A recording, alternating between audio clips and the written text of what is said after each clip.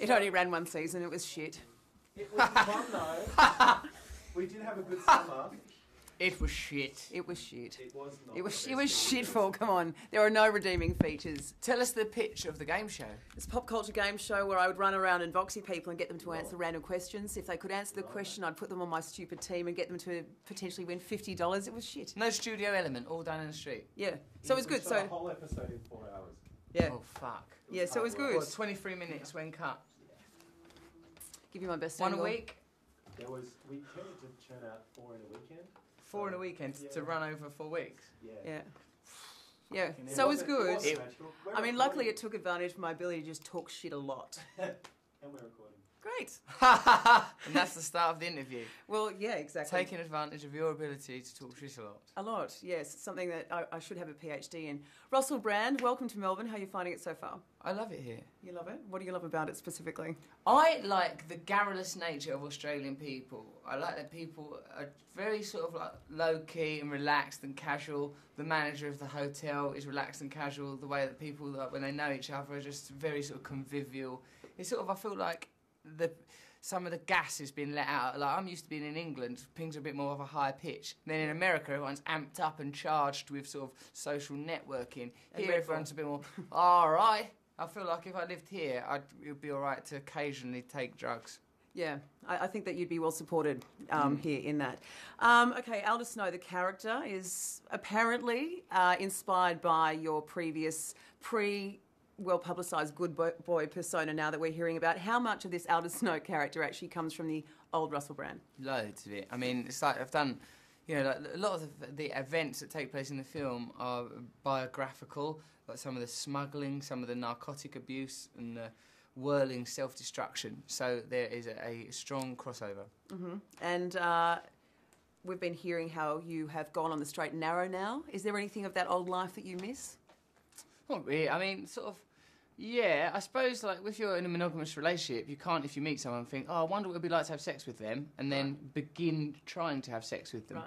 So we couldn't be trying to have sex with each other now, because monogamy is monogamy, right? Within monogamy, I'm not allowed to think, wow, it would be really interesting to see her naked. Yeah. Now let's begin the process of making that happen. Right. So is kissing cheating? Yes. Yeah. Any form of physical, yes, kissing is cheating. And thinking about kissing is cheating? I think you're allowed to do what you want with regards to your own mind. So you and Katie don't swap notes about what you're thinking when you're away from each other? We do, actually, yeah. Because you have a very liberal Twitter relationship. You don't seem to mind sharing the personal details of your life via Twitter.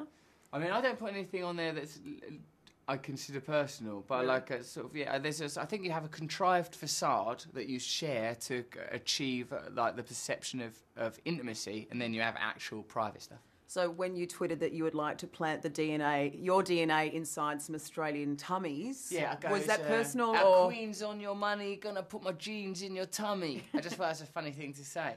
Yeah, I wouldn't be allowed to actually put my genes in someone's tummy unless it was via ejaculating in someone's yoghurt.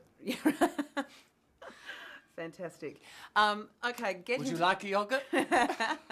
Maybe next time. Almost maybe when we know each other a little better. 50% yoghurt. Okay, get him. It's over a pint. I made it myself. A lot went into that. Is there any more? No? I think I'm done. Yeah, you're done. Okay, Get Him to the Greek was hilarious. Greek yoghurt? Yeah. I wasn't done. You weren't. See, you had more. I knew you had more. Always more left. There's I've always got a bit more I can grind out. Right. That's one of my special gifts. Is it? Like me, it's talking shit. You can grind one out. I can. Yeah. In some ways, it's not even grind. It's more like an elegant whirl. Wow. Yeah. Can you demonstrate an elegant whirl for me? What does that look like? An oscillating sort of rotation. So you've always got to remember the situation of the G-spot. Yeah, right. It's very important to do that. So it's important to be able to move the hips in 360 spherical rotation. Yeah. The hips work in this way for a reason. And I think that a lot of that reason is to bring about female orgasm. I think you've just improved my sex life from now on. Fantastic. Give that information to the world. Take it out there, Mieke. Make people happy. Okay, Get Him to the Greek. Hilarious film. I particularly liked the furry wall scene. Yes, can you talk to me about how that came about? Because of the interior designer, who's really good. He's called Jan. He goes, I think there should be a furry wall. He said it in that voice, because that's his voice. And then he made a furry wall. It was one of the interiors. And it turned out that because it was very stimulating, everyone kept mentioning it, and it ended up being a prominent part of the film. Puffy stroking the furry wall, Jonah stroking the furry wall, me stroking the furry wall. This furry wall then got its own song, Stroke the Furry Wall.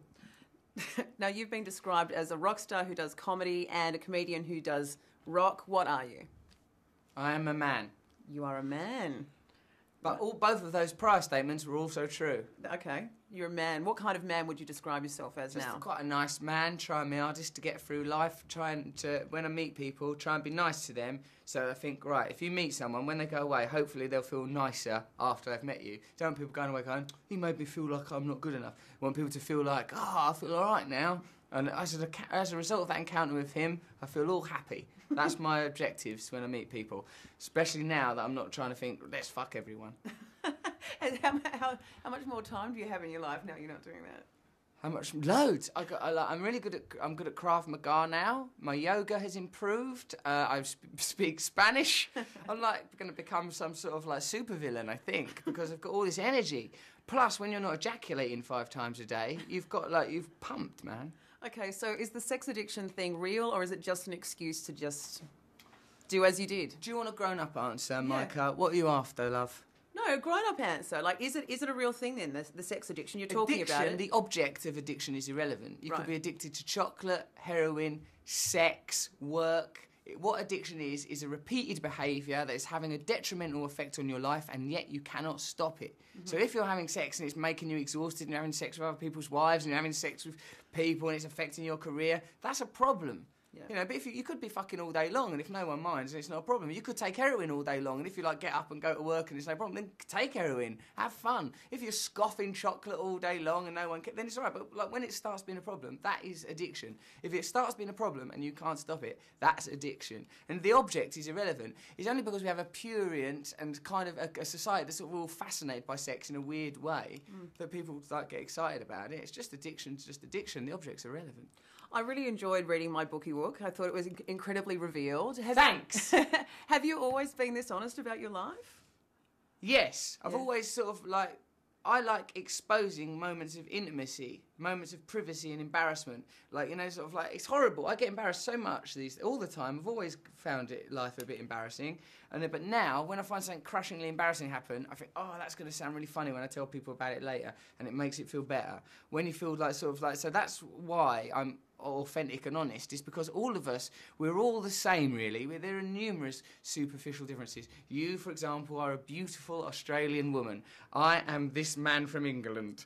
But, like, ultimately, we're just going through life. We were born, we're going to die, we have different needs, we want to be loved, we want attention, we want to feel part of something, you know, and, like, so, like, there are touchstones that pass through all of our narratives that we can identify with, and, like, there's a lot of humour in that stuff. I think it's unbelievably refreshing that you approach things that way. I think it's keeping a lot of people honest. Thank you. Look at your big, wide mouth. I have a large mouth. It's Incredible true. how you're put together. We're back at you. Thank you. Actually, my senior producer at the radio station was describing you to someone who wasn't as familiar with you and said that you were actually quite like me, but the male version. And would you like to respond to him then, physically? I'd like to respond to you physically. Do you think that was a fair comment? I don't know. I say so. Like, you're a right big angular thing. Stand up. Let's see what it's like. Yeah. Oh, you're so tall, aren't you? I am a It'd be bit like tall. a fight, wouldn't it, if we had sex? It would be like that. I think it would be quite rambunctious. Are you actually confident? You don't get all nervous when it comes to the crunch, do you? No. You're packing it. It's Yeah, real. I feel fairly confident. Could I make you nervous, do you think? Nah, No? I'll be all right. Yeah, you think you'd be all right? You'd be able to handle it? Throw you around. Yeah, would you? Of course I would. Thank you. Thank you very much. It was really fun. Lovely. Okay. And you're self-rapping as well. I love it. Yeah. Thanks, Mieke. That's easy. I know how to do a countdown. Thanks, Thank honey. you. So good to see you. Stay, wait for your tapes. Okay. But that's that one done. And then we're changing to...